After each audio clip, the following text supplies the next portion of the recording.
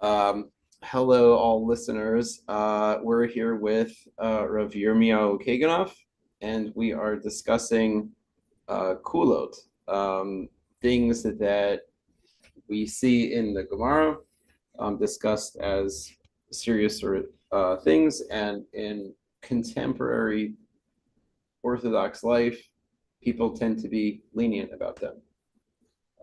So, just some examples of what we're talking about are things like wearing jewelry outside an Erev, um, Birkat Kohanim, Mayim Megulim, and the bracha of Hamapiel. Okay.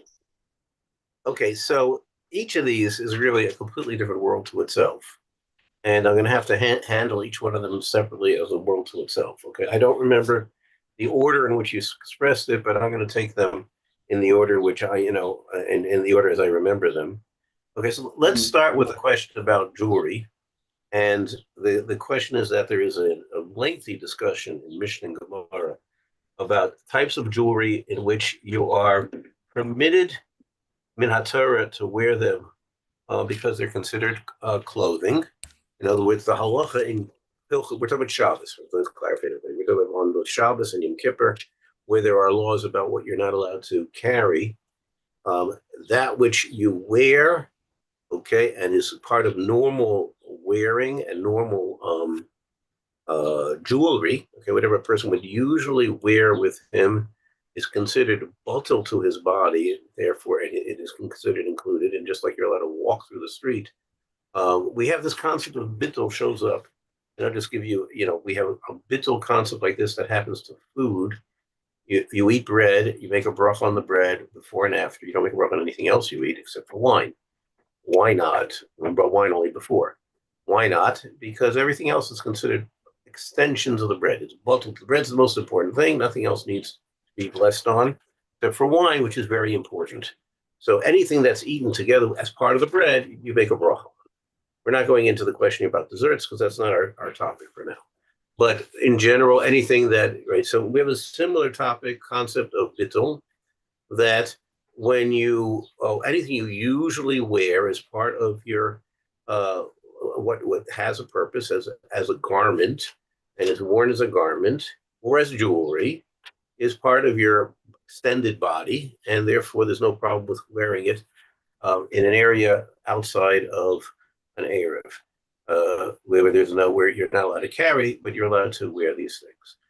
Now, the halacha says, okay, that certain types of jewelry were not permitted to be carried, or certain items. I shouldn't say it's jewelry, because the items that are not jewelry altogether, but most of it's jewelry items.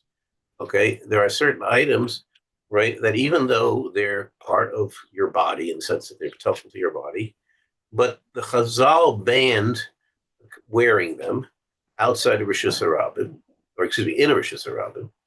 And the reason why Chazal banned it was because of concerns that somebody might make a mistake and carry them.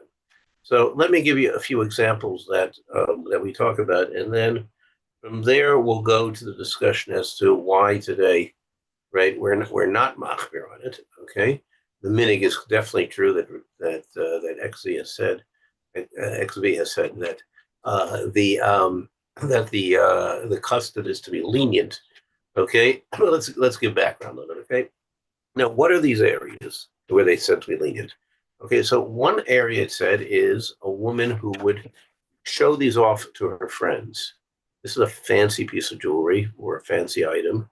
It doesn't apply to a garment because you don't assume that somebody in a public area outside is going to start taking off a garment. It's not usually done, right? But a jewelry item, you have a fancy new jewelry item, you might take it off to show somebody. It's like a fancy item, you want to show them, I could think not just of women doing this, or the Chazal seem more concerned about women, but let me give you two examples that I can think of or three examples I can think where men might have had the exact same question.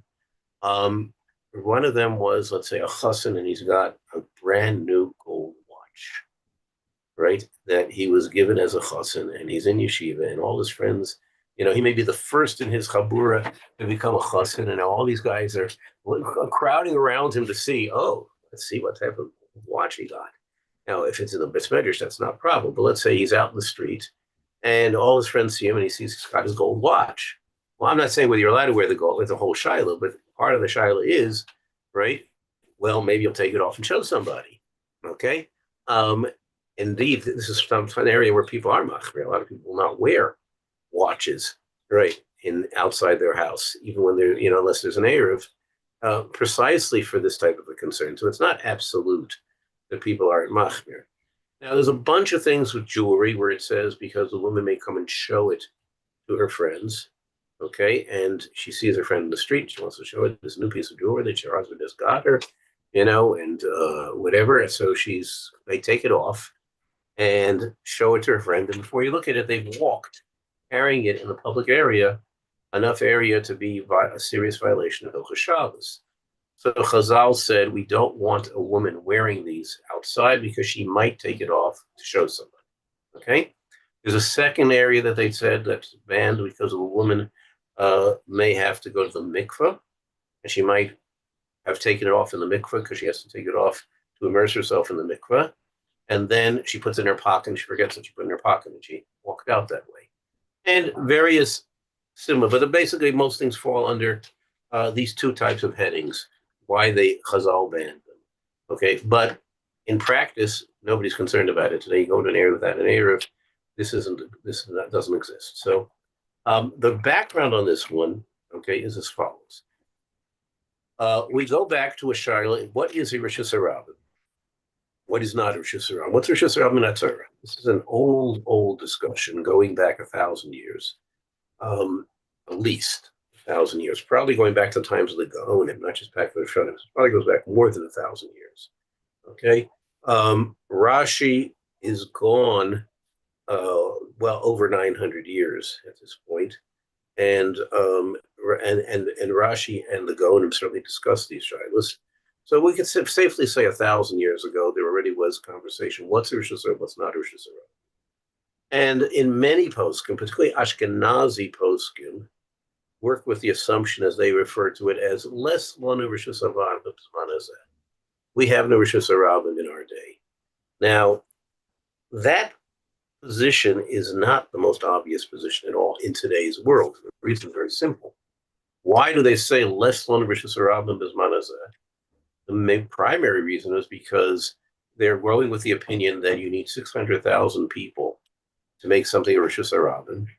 And there were no cities in Europe with 600,000 people, right? They didn't exist.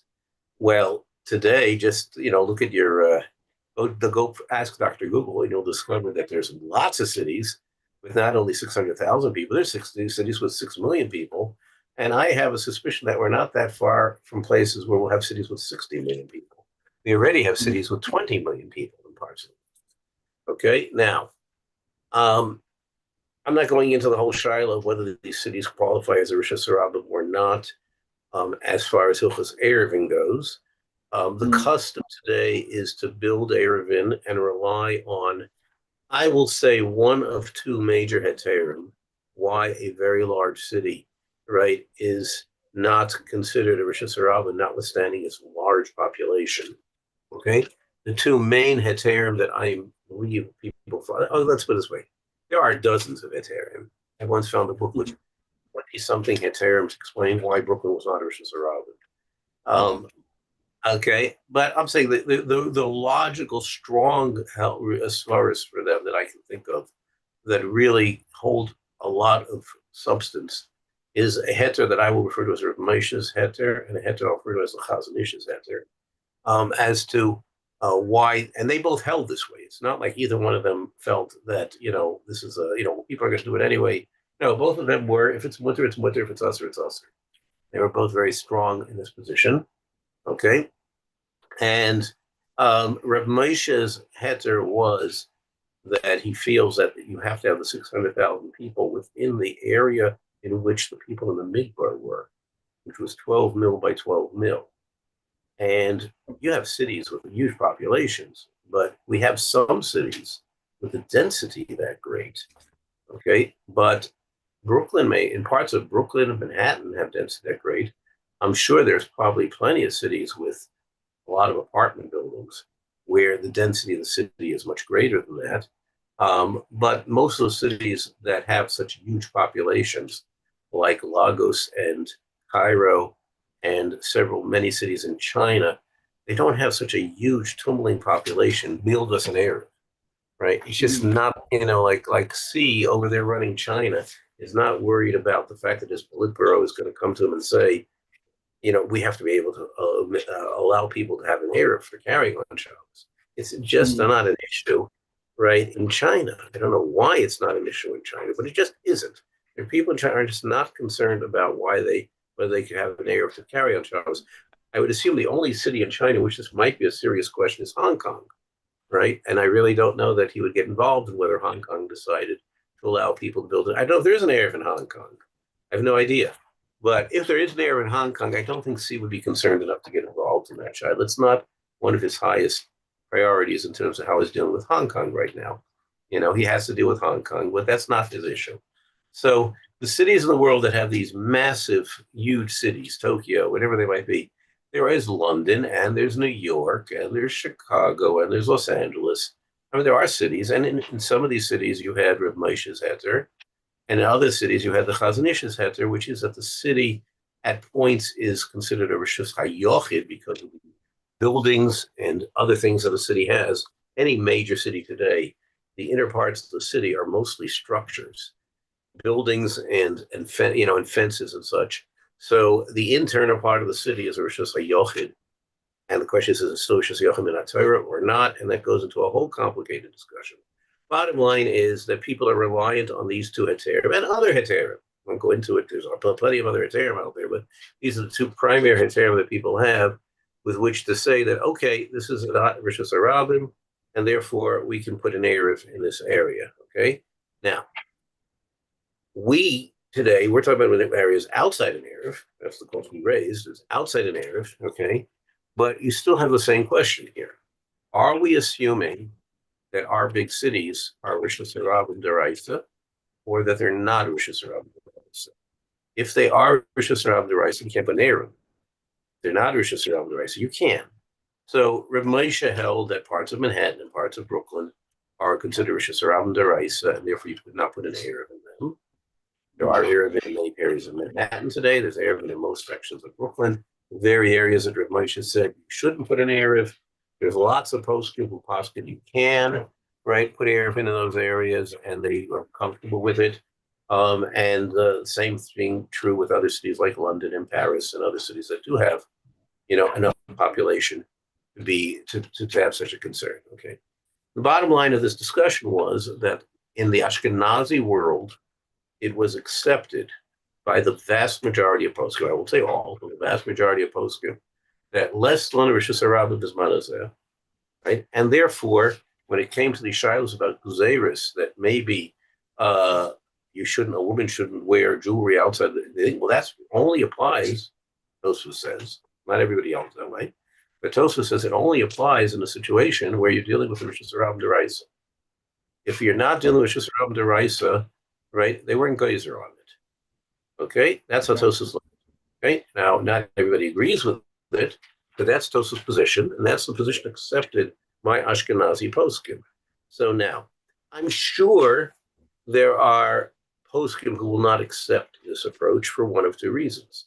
Either they'll say, well, that's only what Ashkenazim do, it's Sephardim should be more machmir, right? okay. And they're probably poskim who hold that. Or there are poskim who say, well, that was true in the times of the Rishonim and the Ramah, but it's not true Bisman Hazeh, right? Or they'll say that, well, there were people who were Saimach on it, maybe most people, but I don't hold that. Okay? So, like there are probably Gronikim who say that, well, that heter was a very weak heter, and we don't really want to rely on it. Okay.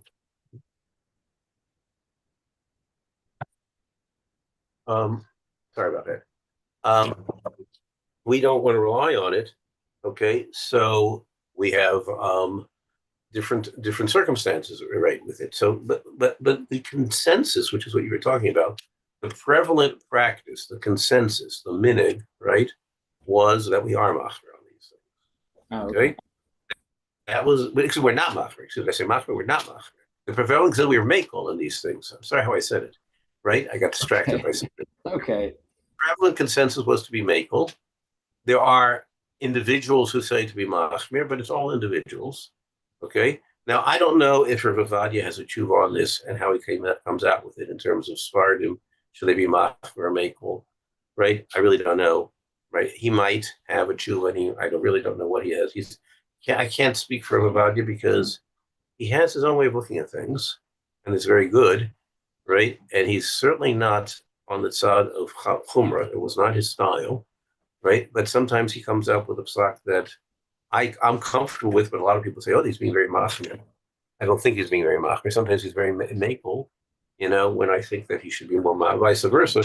But I can't answer that I know what he says about these particular issues. I can say the consensus of people who view things as a Rabbanim view, right, and common and regular people view, is that we follow the Kulos here, even though you might want to challenge whether they really apply to them. But the nug is to follow Kulos in this stuff. Okay? Okay. So basically Okay, and that that, boils down to because we rarely encounter or Shusarabim, right? So therefore people just aren't familiar with this aspect of Shemir mm-hmm, Shabbos unless they learn the Mishnayot. mm-hmm. And but really we are makbid, for those No, no, we're who not. are aware of it. And No, we're not you know, Makbid. I'm saying if a person actually encounters the Rashid driving the right side, they're walking down Eastern Could be, Parkway, but and who's going to insist that there's just around the right? I In other see. words, Okay, like people are not going to say, well, you are correct. If there's just around the right, you should be machmir. No question about it, right? right. Okay, In other words, according to Rav Aaron and Rav Moshe's psak, that let's say Manhattan is Rosh Hashanah Deraisa, right? That the way and you can't put an Erev there. yeah, Okay. Now, would they hold therefore that you have to be machmer not to wear jewelry in such an area? I'm sure they probably would. Right? mhm, Did people okay, think to the next step and say, "Oh, since you hold, you're not supposed to put an Erev here, therefore you should be machmer not to wear jewelry in this area"? I don't think people asked them. And the people who would think about the shaila, and maybe somebody would think about the shaila and say, "Oh, I should tell my wife that," right? But right. it's you're talking about two steps removed, right? Okay, Women know they don't use the Erev, right? They don't know that. Well, because we don't use the Erev, therefore you shouldn't be wearing jewelry. Where would a woman know that from? A typical, right? She wouldn't know that from anywhere. Even if she learned the Mishnah, she never put two and two together, right? right. So Yes. I'm just pointing out that's how you would background on it. Now, another Shiloh that you asked was about. Let me see what I have here. Oh, Well, my, yeah, my is a different territory. Okay, but yeah, it all goes back to Bali Tosfos and Ashkenaz. It's the same sources in terms of the reasons to be makel. And that mhm, was that the Bali Tosfos said that Zmanena were not machmer mayim megulin. The Gemara says you should be machmer mayim megulin, which is water. If I'm not mistaken, it's water, milk, and wine. I think are the only three liquids it says. It yes, says that snakes like to eat those and drink those things, and they leave their venom in it. That's what the Gemara says. Now, that's an interesting question because I don't know anybody's ever seen a snake leave venom in a liquid. It's just not the way the right, snake. The venom of a snake is in his fangs, right? And if when he bites that he releases it, and he doesn't bite when he's drinking. So right. it's like a strange thing to begin with. The second strangeness about it is, from what I understand, if they were to release their venom in a liquid, it would not have any dangers, I believe, for a human. You would digest it. The problem is that when they Yeah. bite you, it goes right into Oh, your it's bloodstream. intravenous. Yeah. It goes right into your bloodstream, and there's nothing there to do so. But if the venom goes through your digestive system, right, it gets digested, right? It's Yeah. not toxic to drink it. So Right. I'm under the impression. So I'm not going to go that route as far as explaining what Chazal mean. I will say that Tosfos says that since it's not so shchiach l'zmanenu, all this whole problem, you don't have to worry about it.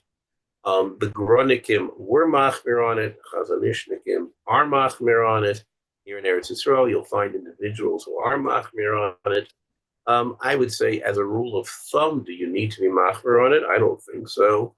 Okay. I However, mean, I mean, Gronikim, would yeah, go ahead.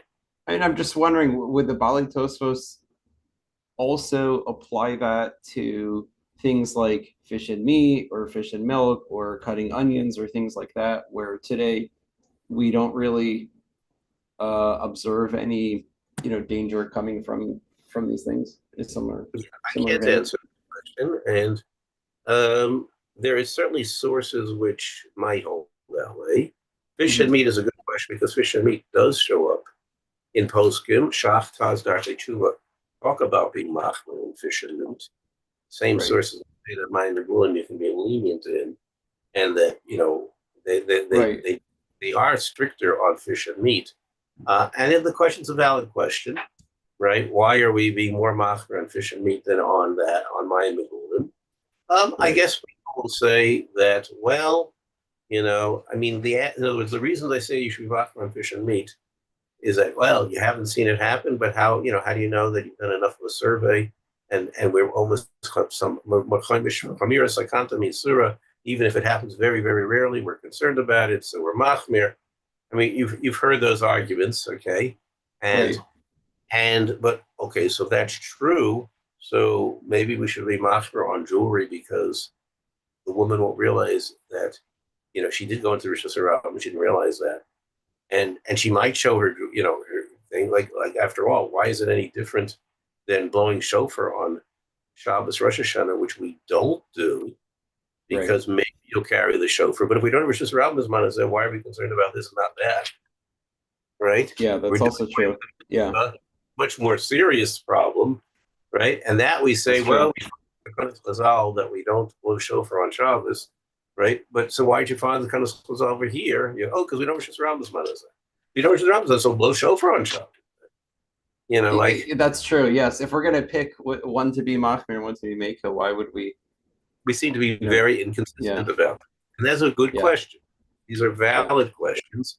And I'm not prepared at this moment to answer them. Though now that we've brought them up, it's certainly something I'll keep my antenna out for. And when I do find somebody who discusses it, or sometime I'm thinking about it, and I'll either record to you at some point an answer to the question, or I'll think through why I think so, right? Yeah. But this has to do with what became minhag, right? Hmm. And Yeah. it became for jewelry to be makel, right? And by shofar, nobody ever started being makel. Although you're right, the Rif blew shofar on Shabbos in his bezdin, and he said the reason why is because, according to his analysis, the primary bezdin of Klal Yisrael does not have to be choshish for this problem, Hmm. and my bezdin is the primary bezdin of Klal Yisrael. Therefore, we can blow shofar on Shabbos, right? And and there were others who also felt this way, that in the 21st century we should have like one in Yerushalayim, where everybody, where we have most of the yeshivas in the world, or the largest percentage of yeshivas in the world today are in Yerushalayim, right? Maybe we don't have to keep, I don't know. I've heard such positions spoken about or recorded. I don't think anybody that I would consider halachically accepted has gone that route, but that's Hmm. a curiosity. Hmm. So Right. the minig Maya Megulim was to be makel. The minig on jewelry was to be makel. Is it consistent? Probably not. Then we had the Birchas Kohen in question you asked. Right. Yeah.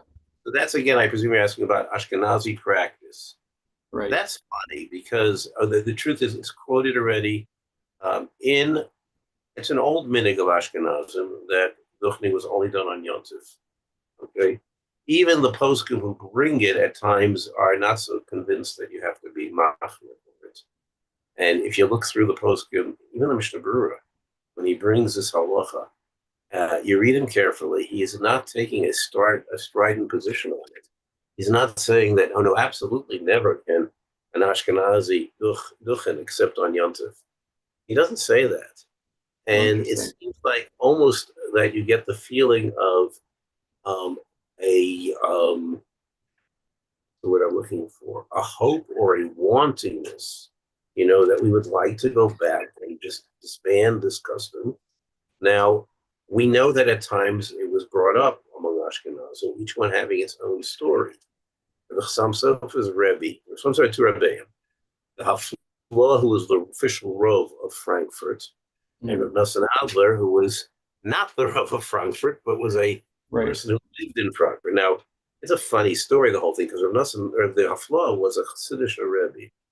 He was a Mm. Talmud Maggid Mizrich. He wrote Sifrei Chassidus, and he ended up becoming the Rav of Frankfurt. Now, Rav Nosson Adler was an Ashkenazi, Litvish Ashkenazi, became a very big Makubal and did a lot of things according to Kabbalah. He davened according to Nusach of Kabbalah, and right, his own Nuschos, which was Arizal of his own, and apparently in Rav Nosson Adler's minyan in his house, he was a Kohen, and he duchened every Mhm. Shabbos or every day, because even though it was Frankfurt, they weren't, and they say that in Volozhin, Reb Chaim of Volozhin wanted to introduce that they should duchen every day in Volozhin. I don't know if it's true or not, but I've heard the story said over that he wanted to and he didn't, and he felt that there were there's stories about this, whether he did or Uh, he didn't. So since I moved there to Israel and I duchen every day, right here, what happens when I'm in Chutz La'aretz? Well, it really depends. Okay, as if I try to find a minyan of Sfardim to duchen as well as I can wherever I am, if I can, that there's no, Sfardim that I can duchen with, and I do try to do that. I will admit to the fact that in two instances that I can think of offhand, I did duchen on weekdays. One was in Yirmiyohu, right? If you remember, the first time I came, mhm. there was somebody who said he got rishus from the Rav to do so, and Yeah. so when I had met your Rav yet, and I started doing it, and he something like it, he didn't want us to continue. So once he came over to me and asked me to stop, I stopped. Uh, Now you look at through the services in, let's say, in the Rav Shulchan Aruch, you know, he doesn't feel any more strongly about it than anybody else does. In mhm. other words, you could find from him, yeah, that's not what we do, Ashkenaz, or you could find from oh, I wish we could do it. Right. When I went on a Tiyul in South Africa, so we had a very interesting mix of Israelis and Americans. We had some Sfardim and we had some Israelis, and there certainly was no minute on Malcolm where we were. We were Yeah. out in the safari, right? There is Uh-huh. no big Ashkenazim out in the safari not to duchen on the weekdays. So we Okay. duchen. Uh-huh. Dovi and I were there. We did duchen, and once we duchen, I think there were some other Kohanim who joined us. But we duchen there every day while we were there in the safari. We duchen. Now, Yeah. there's no Sephardi community in South Africa.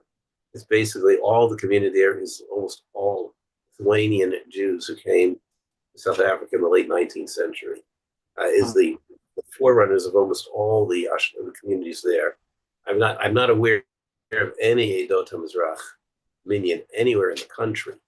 Okay, so there is no other money in South Africa. But what second? Where are the South African Kahillas? There were no South African Kahillas in the safari.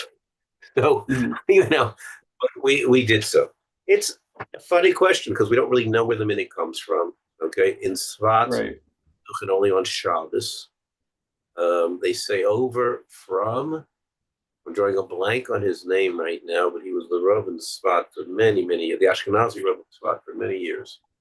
Uh-huh. And he said to somebody I know that the reason why it's Svat they duchen only on Shabbos and not only, well, it says that the Ashkenazim don't duchen every day because they say we have lots of tzaras.